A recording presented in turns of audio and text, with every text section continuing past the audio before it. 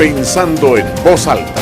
Conversación espontánea en la que se analizan los temas de actualidad, abordados bajo la perspectiva de Alfredo Mena Lagos. Pensando en Voz Alta. Buenos días, bienvenidos a Pensando en Voz Alta. Hoy tengo el gusto de tener con nosotros a un amigo de infancia, un muy buen amigo de infancia, compañero de colegio, economista y va de diputado suplente por Arena, aquí en San Salvador, que no me explico por qué va de suplente, porque es mucho mejor que muchos diputados propietarios. Así que, bienvenido, Pedro. Muchas gracias, Alfredo. Gracias por los piropos.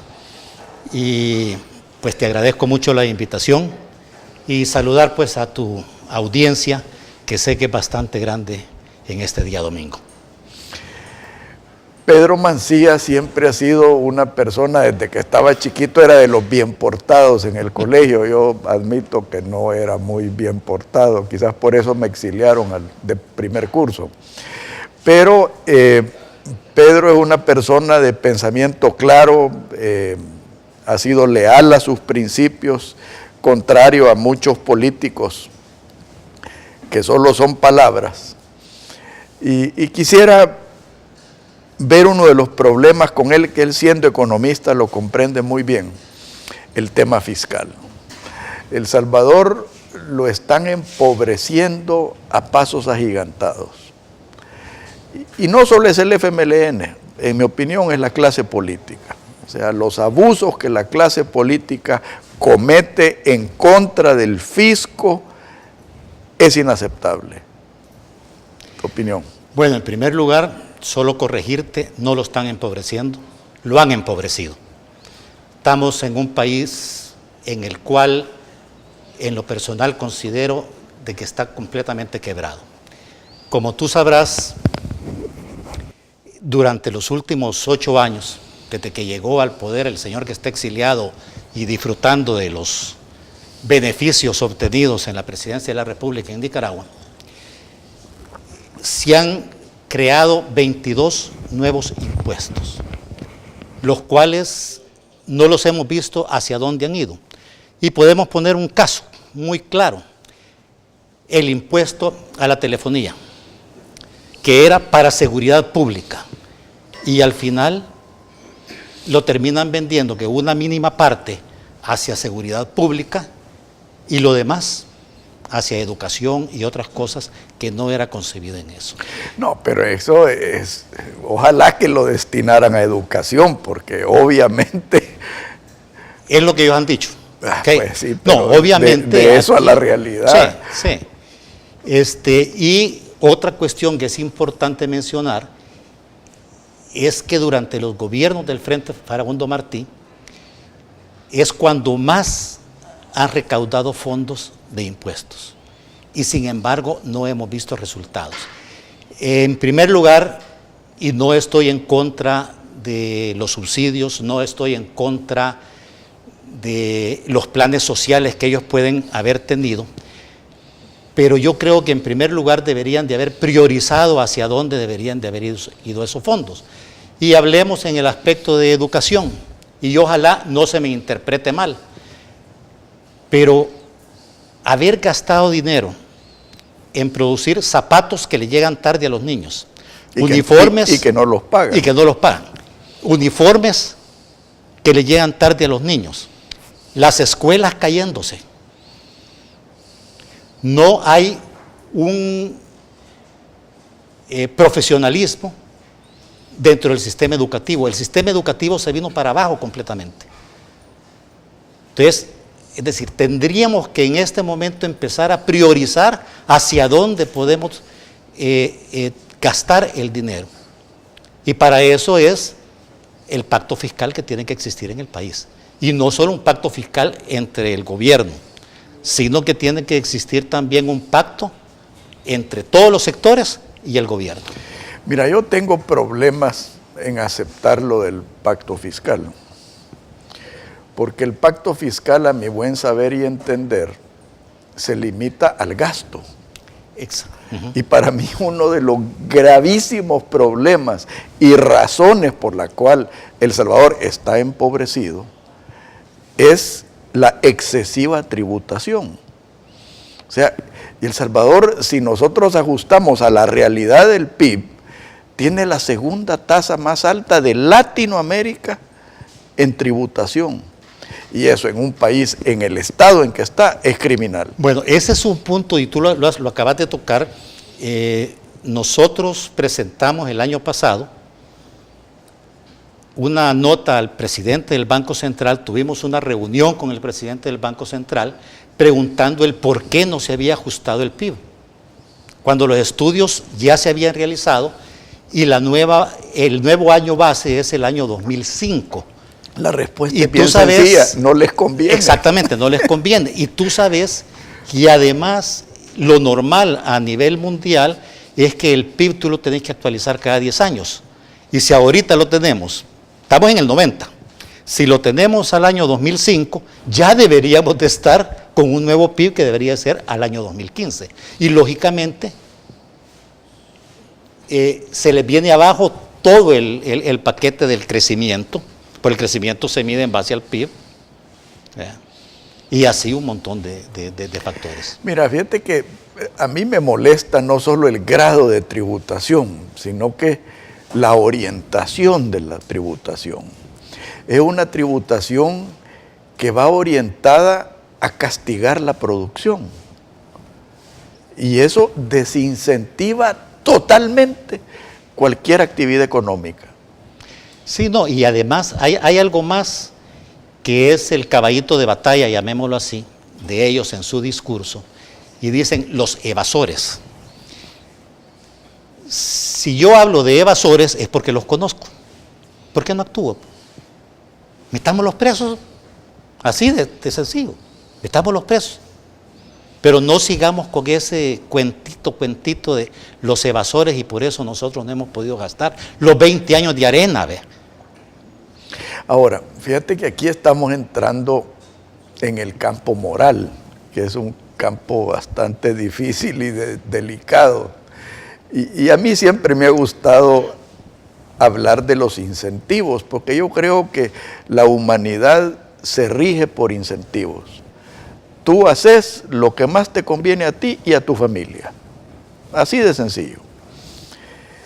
Y cuando tú estás viendo el enriquecimiento de la clase política, el despilfarro de la clase política, y al mismo tiempo te están atornillando con impuestos, ¿qué es lo que te están diciendo? ¿Para quién estás trabajando? ¿Para qué estás trabajando? Con esto no quiero justificar ni la evasión, porque es un crimen tipificado. Pero lo que sí te digo es que son los incentivos equivocados para generar un comportamiento sano al que paga los impuestos. Bueno, tú lo puedes ver, Alfredo, los nuevos oligarcas que vienen de la montaña y hoy son oligarcas, quieran o no, con mentalidad de oligarcas. Entonces, ellos utilizan para su bien personal. Fíjate que leyendo, y creo que valdría la pena mencionarlo,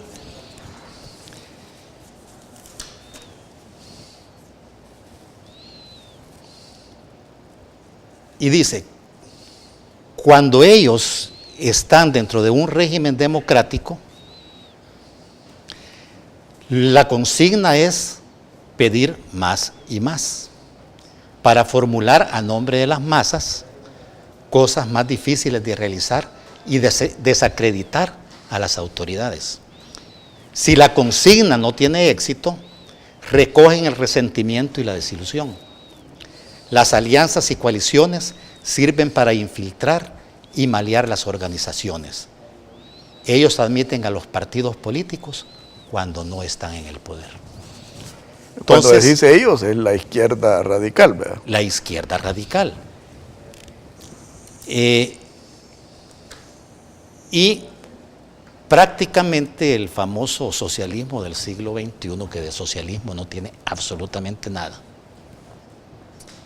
ha venido a destruir las economías de los países. Y tener el caso de Venezuela, que no tendría por qué tocarlo, pero Venezuela era un país rico, país próspero, y jamás creo que se había visto en Venezuela gente con hambre, desnutridos, niños desnutridos, falta de medicinas, niños muriéndose. El país con la segunda reserva mundial de petróleo. La primera. O la primera. Entonces, ¿qué podemos esperar nosotros de un país como el nuestro? Que no tenemos petróleo, no tenemos diamantes, más que nuestra gente que se va. Qué tristeza. Ahora, fíjate que a mí no me gusta emplear el término oligarca cuando se refiere a estos tipos. Primero porque la oligarquía, en mi opinión, reviste cierto grado de elegancia, ¿verdad? Cierto grado de abolengo, cierto grado de honestidad, el hecho de que han hecho su base de trabajo de muchas generaciones. Estos tipos son vulgares nuevos ricos, con énfasis en lo vulgar, porque si tú ves la manera como derrochan el dinero, no solo es vulgar, es inmoral. Sí, es inmoral. Porque fíjate que, y déjame ver si busco, después te lo voy a decir unas palabras de Benito Juárez, que si no me equivoco decía: malditos aquellos que defienden a los pobres con sus palabras y los empobrecen con sus acciones. Es más o menos lo que las palabras, que ya te lo voy a buscar. Pero la verdad es que es una inmoralidad. Es una inmoralidad. Lo que ha sucedido. Total. Y nosotros tenemos que ver cómo hacemos despertar. Porque fíjate que parte de toda la estrategia ha sido adormitar o adormecer a mucho sector de la población. Ellos, por ejemplo, ahorita que estamos al borde de las elecciones, algunos dicen que no vayan a votar, otros que voten por bandera. Y la verdad es que si nosotros tenemos el poder en nuestras manos, podemos hacer cambios. Por algo se empieza. No te voy a decir que de la noche a la mañana el país va a cambiar y qué bonito, estamos en el paraíso. Pero necesitamos empezar a hacer cambios radicales. Fíjate que lo que tú estás diciendo para mí se va a la raíz del problema. Yo sé que los partidos, incluyendo Arena, quieren que se vote por bandera, las cúpulas partidarias. Y para mí ese sería el error más grave, porque lo que estás haciendo es avalando a las cúpulas partidarias que le han fallado a los salvadoreños. Bueno, quiero decirte una cuestión, Alfredo. Nosotros, dentro del partido, se está llamando a votar por rostro. Y si tú te das cuenta, en toda la campaña, en toda la propaganda, está vote por la casilla X. ¿Verdad? Yo aquí te voy a mencionar la casilla 16, que es en la que yo voy, ¿verdad? Con Luz Fonseca, que es mi candidata propietaria, a diputada propietaria, pero estamos llamando a votar por bandera. El FMLN está llamando a votar estamos llamando a votar por rostro, y ellos están llamando a votar por bandera. ¿Por qué? Porque al votar por bandera es un 24avo, no, y es el orden. Y los únicos que llegan son los primeros en el orden. Sí. Es decir, si ellos sacan 8 diputados en San Salvador, son los primeros 8. Sí. Así de sencillo. Entonces así no vas a poder cambiar las instituciones. Por eso hay que votar por rostro. Bueno, en el próximo segmento, Pedro, quiero que analicemos el camino a la corrección, porque son problemas estructurales los que estamos viendo y urgentemente se necesita corregir el rumbo. Por favor, no nos cambie, ya volvemos.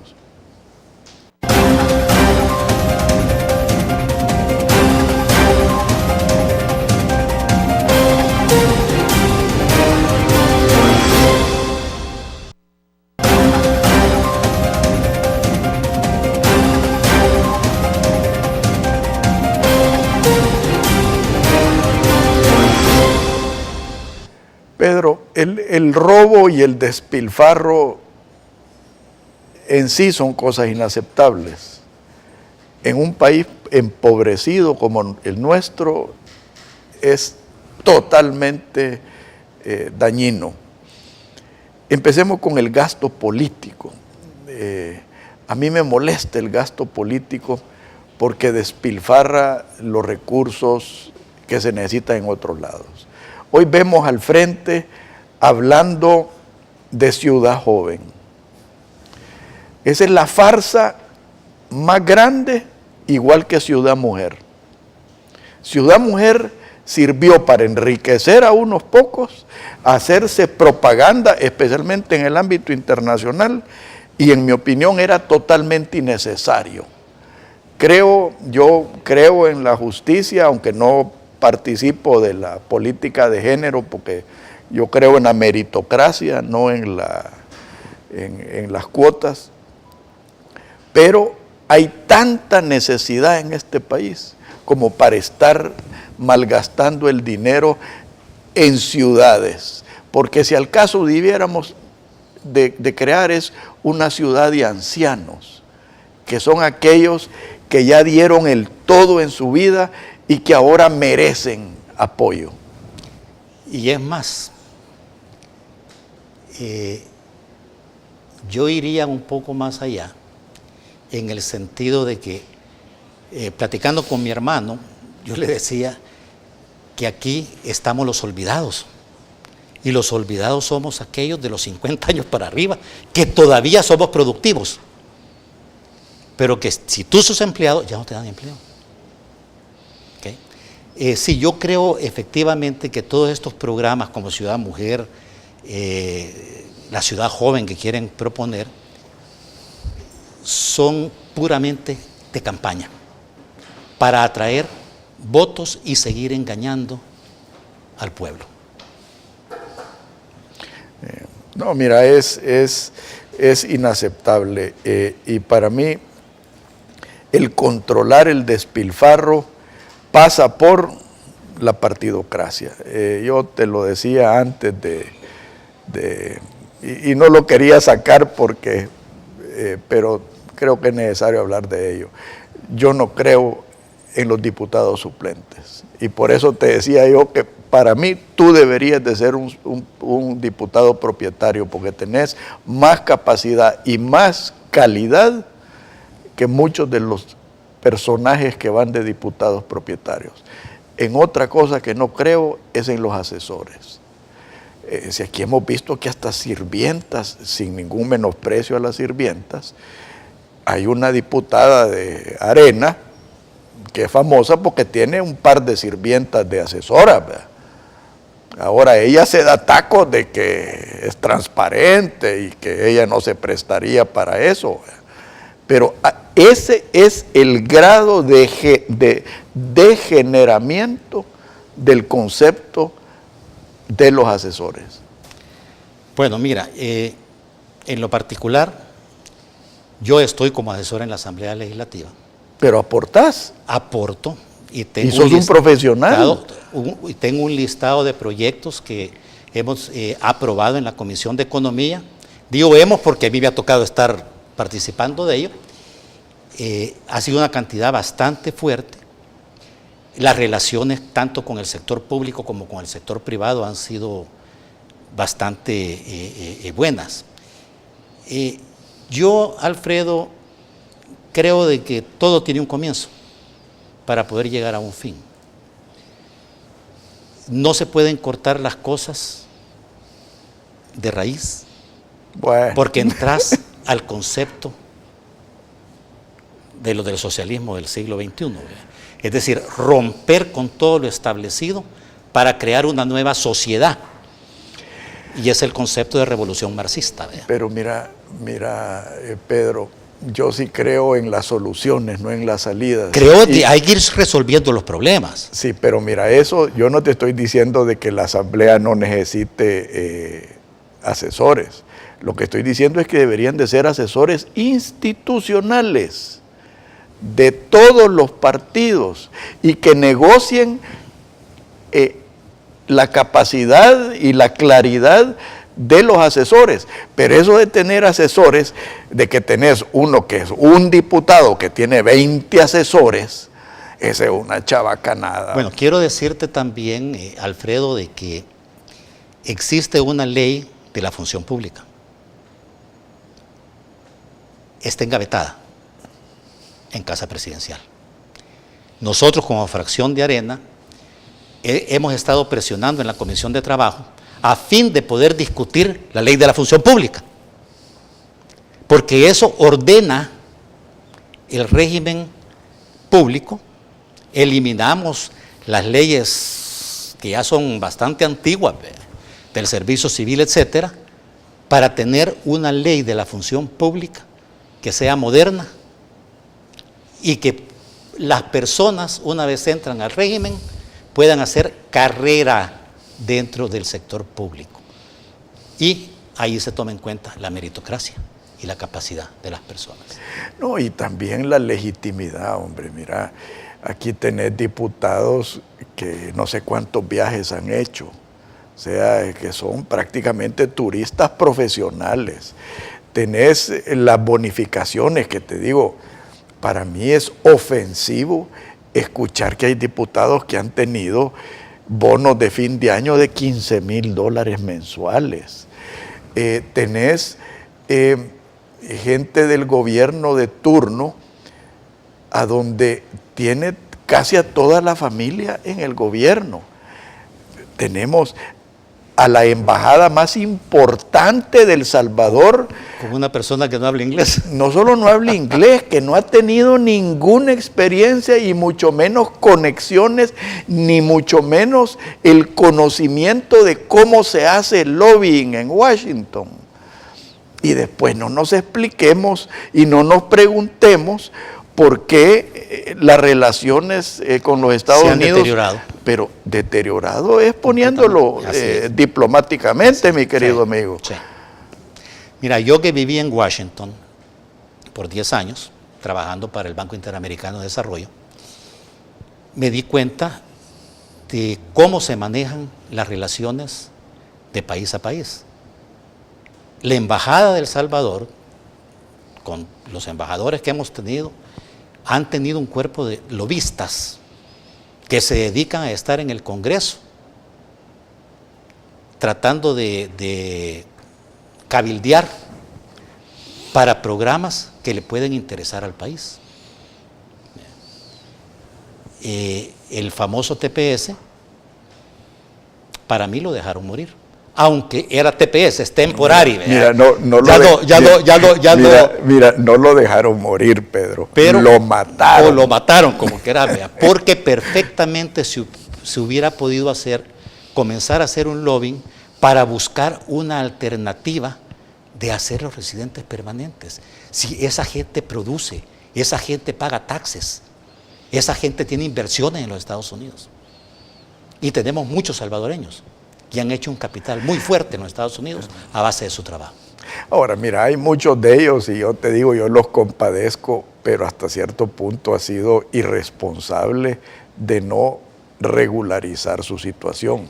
Porque hay gente que ha tenido 20 años y que te digo, y que es trágico de que tienen empresas, pagan impuestos, pagan de todo, y han tenido 20 años para regularizarse. Y no lo han hecho. Pero bueno, ese es harina de otro costal. Así es.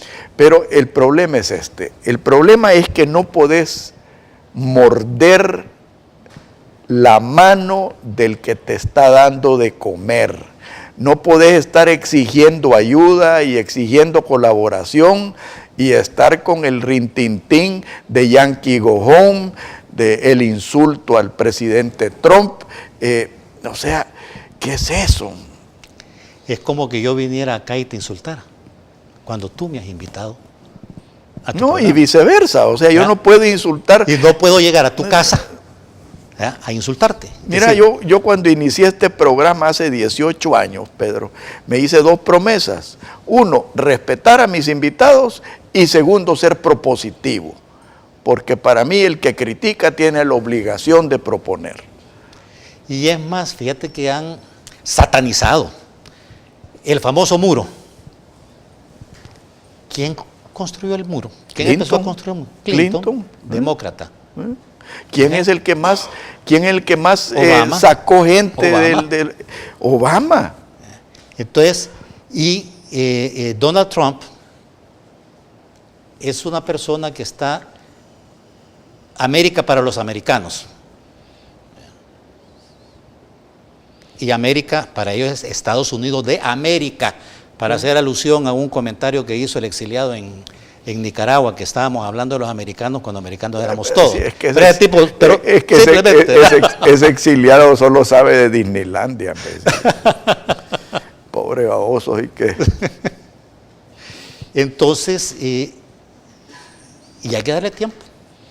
Yo recuerdo cuando Ronald Reagan tomó el poder en los Estados Unidos, fue muy criticado a los inicios. Que un actor, que sabía un actor. Y Ronald Reagan se convirtió, si no en el mejor presidente de los Estados Unidos, en uno de los mejores presidentes de los Estados Unidos. Vamos más allá. Cuando yo estaba en la universidad en California, en los 70s, el gobernador de California era Ronald Reagan. Y Ronald Reagan llegó a corregir un montón de barrabasadas que los demócratas habían hecho. Y mira, después de eso han venido una retahíla de gobernadores, y mira dónde tienen a California ahorita. Con las carreteras que en un tiempo fueron las mejores carreteras de los Estados Unidos, deterioradas. Tienen a un montón de empresas exiliándose de California a Texas, a Nevada. ¿Por qué? Por una de las cosas puntos que yo te quería tocar: la presión tributaria, la falta de incentivos para invertir y permanecer en un estado o en un país. Si mal no recuerdo, Alfredo, y más bien si no me equivoco, en Alemania hubo un alcalde que redujo las tasas a fin de atraer inversión. Y tuvo un gran éxito. Tuvo un gran éxito. Y es más, tuvo tanto éxito que todos los idiotas de todas las ciudades empezaron a protestar porque las empresas se les estaban yendo. Exactamente. Por eso te decía, el ser humano trabaja a base de incentivos. Sí, así es. No, pero ese caso tuyo es típico, y es cierto. Es cierto. Entonces, decir, y acá están poniéndole trabas. Monta una empresa ahorita, montala. ¿Cuánto tiempo te va a llevar? Mira, además de que te piden una retahíla de cosas. Mira, olvídate de montarla, sostener lo que ya tenés. Sostenerla, así es. Y aquí sabemos mucho que estamos tronándonos los dedos por pagar planillas y pagar impuestos y pagar créditos. Y a veces no te alcanzan tus ingresos. Por supuesto que no te alcanzan, especialmente si sos caficultor. ¿Sí? Pero bueno, en el próximo segmento vamos a hablar del tema de seguridad, porque ya apareció el otro invitado que tenía. Arturo Magaña va de diputado por Ahuachapán, tuvo un trastiempo con el glorioso tráfico de El Salvador, así que con él vamos a tocar el tema de seguridad y de su campaña en el próximo segmento. Por favor, no nos cambie, ya volvemos.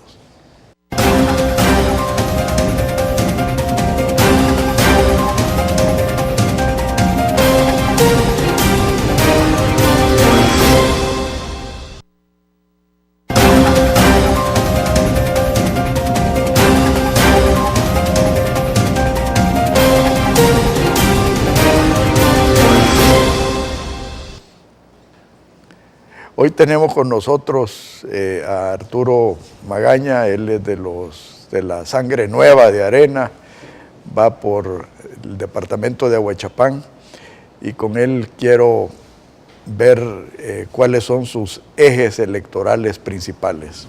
Arturo, bienvenido. Don Alfredo, un gustazo estar acá una vez más Pensando en Voz Alta con usted, con mi buen amigo, primero Dios, colegas, diputados, aquí trabajando. Mire, don Alfredo, con una visión nueva, con unas enormes ganas de renovar el país, con una fuerte convicción de trabajar por la gente, con una fuerte convicción de llegar a la Asamblea Legislativa ya a 20 días aproximadamente del día D.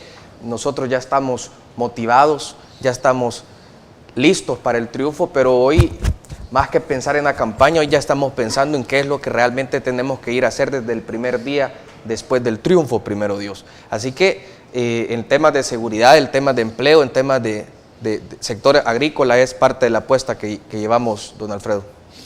Mira, a mí me preocupa el ruido, porque es ruido, porque ya no ni siquiera son propuestas, el ruido que estoy escuchando de parte del FMLN de un impuesto territorial. Tú sabes que el sector agropecuario está destruido, o sea, y lo empezaron a destruir con la reforma agraria. Correcto. O sea, creo que nadie, ni ellos pueden negar eso. Así es. Y venir a meterle impuesto al agro es darle el tiro de gracia. Yo conozco mucha gente que ha tenido que abandonar sus propiedades por falta de seguridad. Nosotros, don Alfredo, bueno, mi visión, la visión que yo creo, esa visión joven que quiero llevarle al país, es una visión que se ha venido repitiendo y ha estado ahí en el papel, ahí está en las recetas, en las recetas exitosas de los países que han salido del subdesarrollo al desarrollo.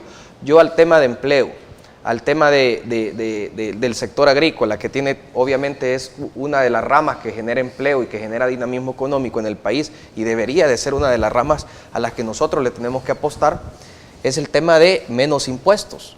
Vaya, por un lado el tema de las reglas claras del juego, por un lado el tema de los pesos y contrapesos y que funcionen las instituciones legales correspondientes para que haya una seguridad jurídica, pero apartemos eso y quedémonos en el tema del impuesto predial o del impuesto que más o menos usted está mencionando. Eso sería el último tiro que puede esperar el sector agrícola. Y a nosotros nos toca, por el tema de Occidente, particularmente futuro diputado primero Dios de Aguachapán, nos toca apostarle al tema del sector agro, porque Aguachapán históricamente ha vivido del sector agrícola.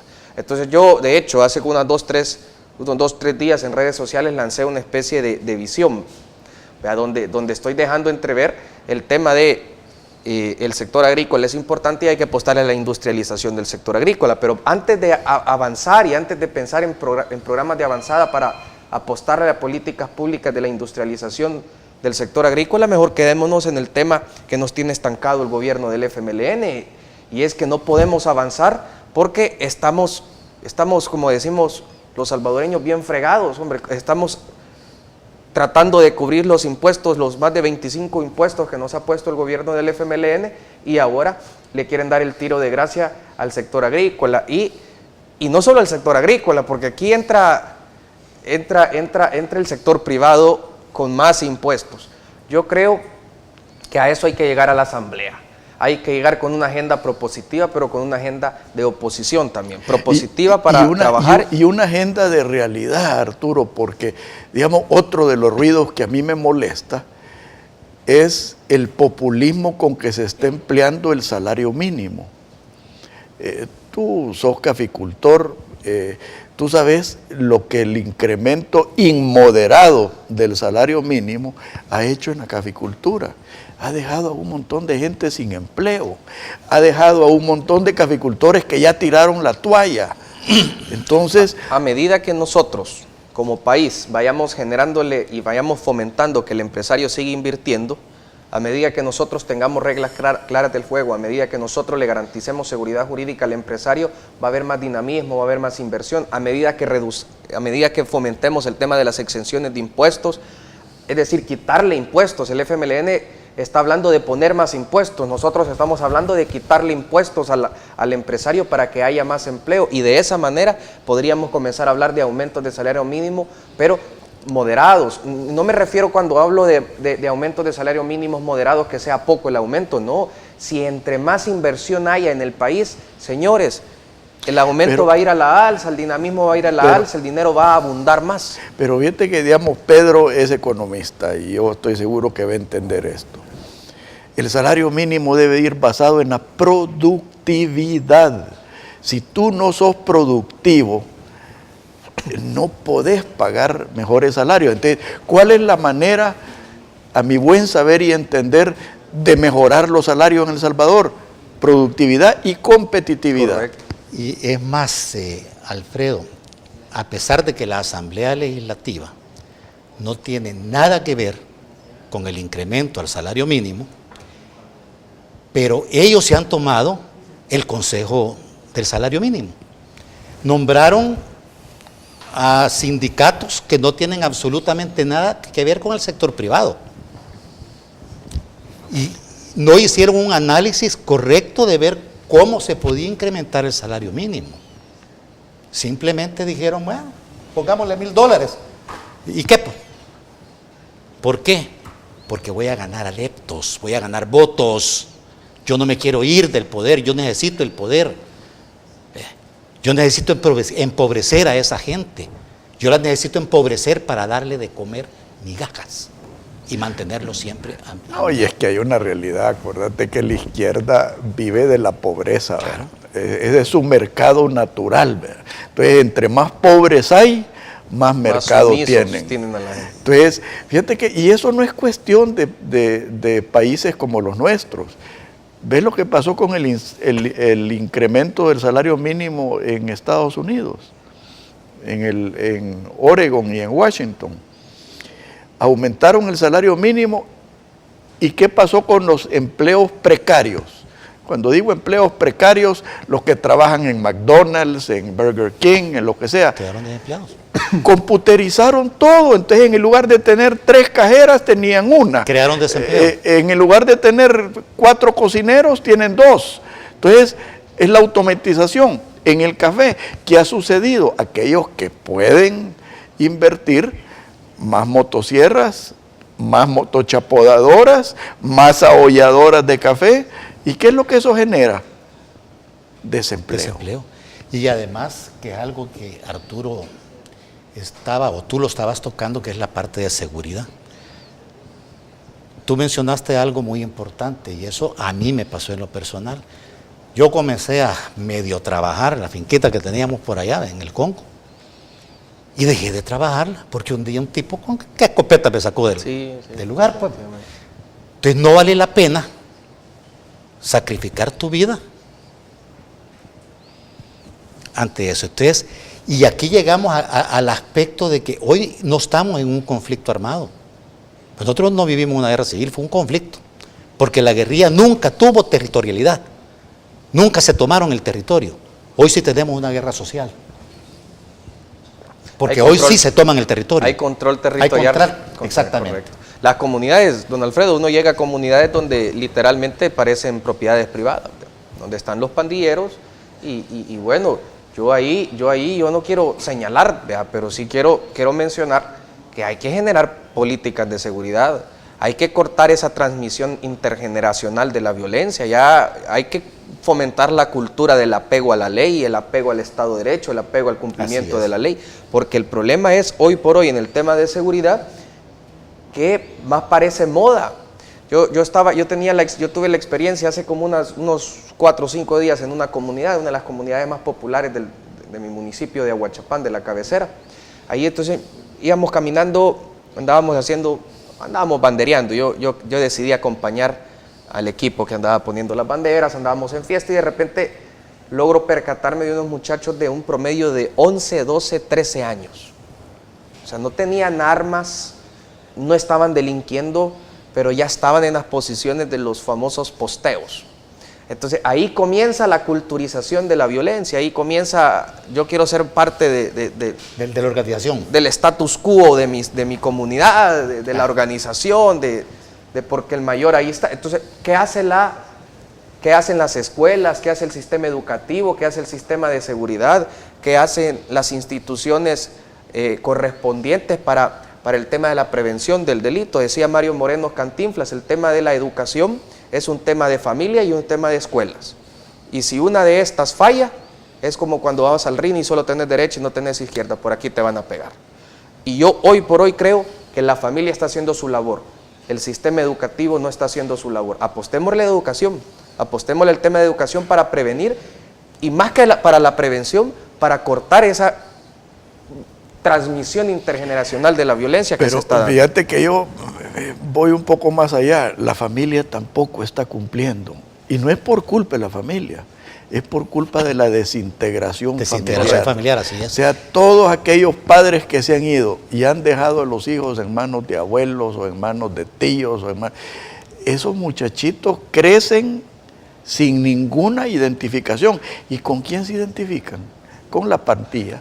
Y si a eso tú le agregas de que pertenecer a las pandillas es buen negocio, porque ese es lo triste, de que es buen negocio, y hasta que no deje de ser buen negocio y que el costo sea más elevado, no vas a resolver el problema. Fíjate que nosotros, por eso, nuestro lema con Luz es tu familia primero, porque la familia es la base de la sociedad.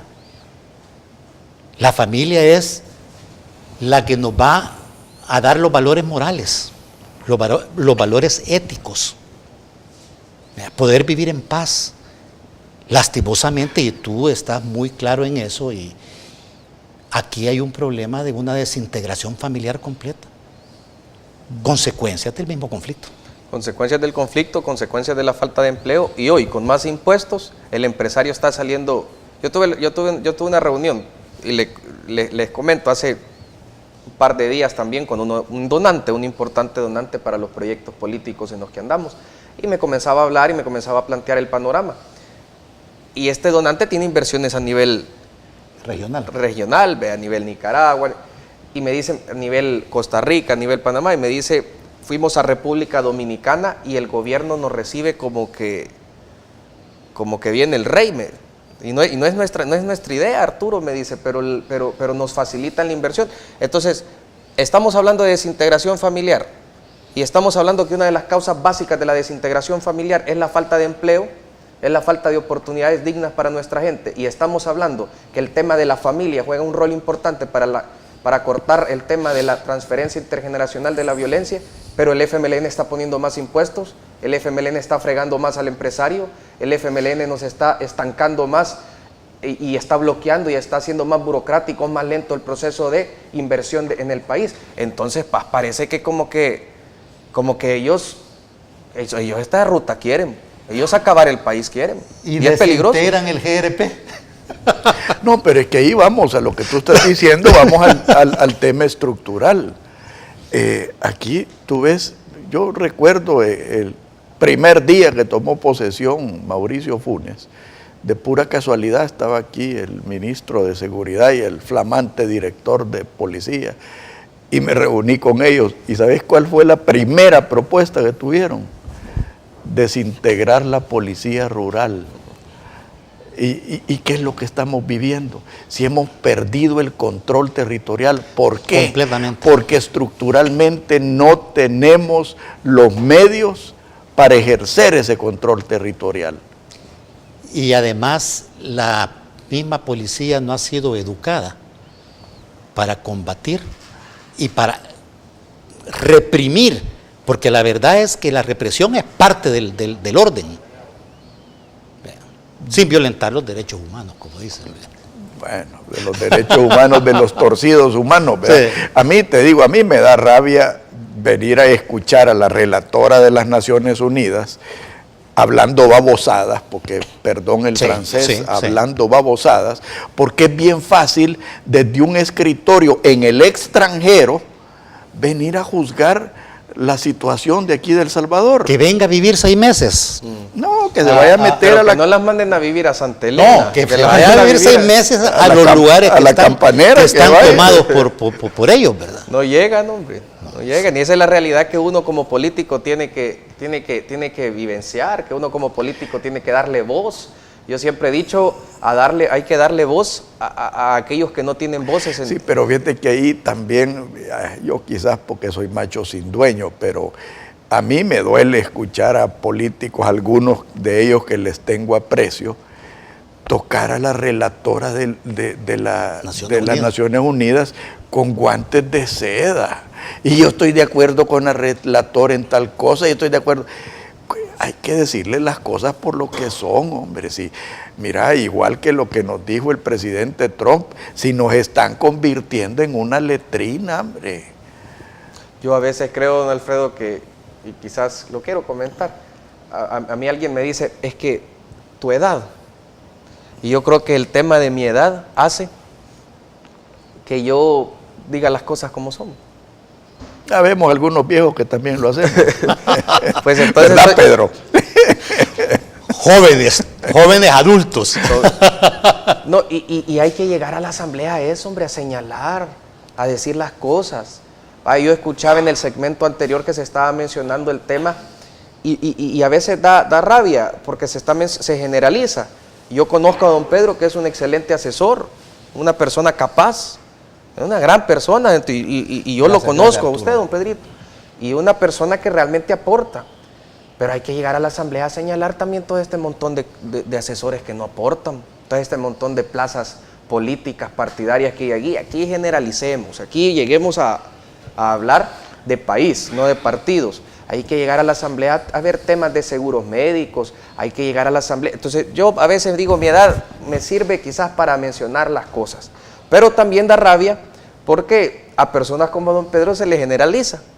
Y lo quería decir porque yo sé que usted es otra cosa. Gracias, y así como usted, hay muchas personas en Arena, en el FMLN, en el PCN, en Gana, que realmente aportan.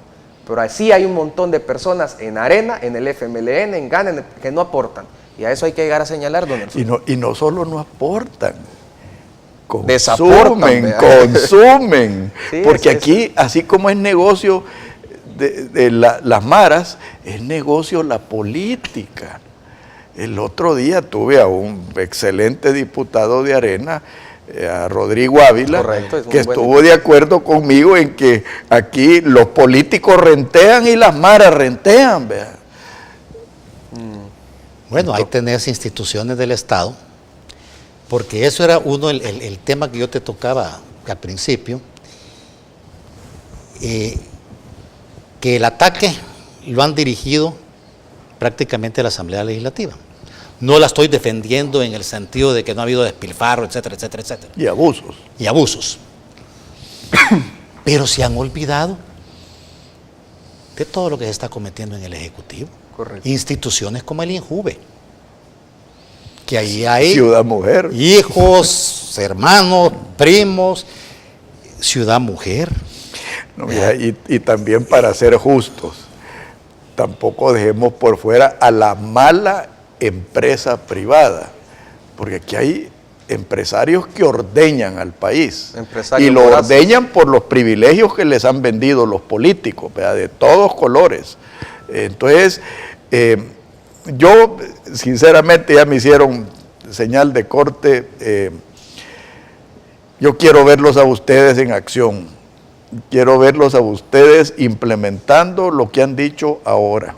Así que desde este momento quedan en deuda conmigo. Claro que sí, y bueno, ya que estamos en deuda, yo tengo que, porque si no votan por mi diputada propietaria, no votan por mí. ¿Verdad? Acuérdense de la casilla 16, Luz Fonseca, tu familia primero, y si Dios quiere y los votantes quieren, vamos a estar en la Asamblea Legislativa y no los vamos a defraudar. Muchas gracias, Alfredo. Arturo. Bueno, pues un saludo a los aguachapanecos, a los salvadoreños, igualmente aprovechar el espacio que gentilmente nos da don Alfredo, pedirle el voto de confianza a nuestra gente, pedirle el voto de confianza en gente nueva, en gente que nunca hemos estado en cargos públicos, que tal vez no tengamos la fuerte experiencia que otras personas tienen, pero de experiencia está rodeado el fracaso de hoy El Salvador. Así que apostémosle a gente nueva. Yo, Arturo Simeón Magaña, candidato a diputado por el departamento de Aguachapán en la casilla 2, le digo a mi gente, soy el único, me identifiqué, soy el único que voy con cachuchita, con gorrita, y eso es fácil para que nuestra gente me identifique. Y Arturo Simeón Magaña, la idea va a ser de llegar a ser un diputado diferente, a señalar errores, y lo digo en las comunidades, lo digo en redes sociales, lo he dicho en diferentes medios de comunicación, no pretendo cambiar el país de un día para otro. Pretendo que hagamos una alianza con el pueblo, pretendo que juntos tomemos decisiones. Y gracias, don Alfredo, y que Dios nos bendiga y mucha suerte a mi futuro colega. No, primero igualmente. Saludos a los aguachapanecos. Que Dios los bendiga a todos. Muy buenos días. Esto fue Pensando en Voz Alta, conversación espontánea en la que se analizan los temas de actualidad, abordados bajo la perspectiva de Alfredo Mena Lagos. Pensando en voz alta.